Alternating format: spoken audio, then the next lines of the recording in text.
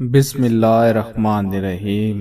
شروع اللہ کے نام سے جو بڑا مہربان نہایت رحم کرنے والا ہے۔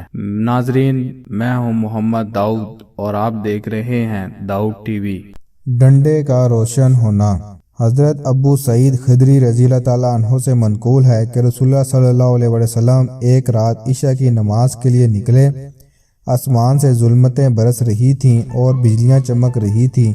رسول اللہ صلی اللہ علیہ وسلم نے قتادہ بن نعمان رضی اللہ تعالیٰ عنہ کو دیکھا اور کہا، قتادہ؟ وہ بولے، ہاں اے اللہ کے رسول صلی اللہ علیہ وسلم، مجھے معلوم ہے کہ اندھیری رات میں نماز میں شرکت کرنے والے بہت کم ہیں، لیکن میں چاہتا ہوں کہ نماز میں شریک ہوتا رہوں۔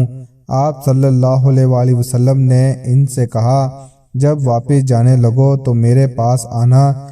چنانچہ وہ واپس آئے تو رسول اللہ صلی اللہ علیہ وسلم نے ان کو کھجور کے گچھے کی ایک شاخ دی اور کہا، لو، یہ 10 ہاتھ تمہارے آگے اور 10 ہاتھ تمہارے پیچھے روشنی پہنچائے گی۔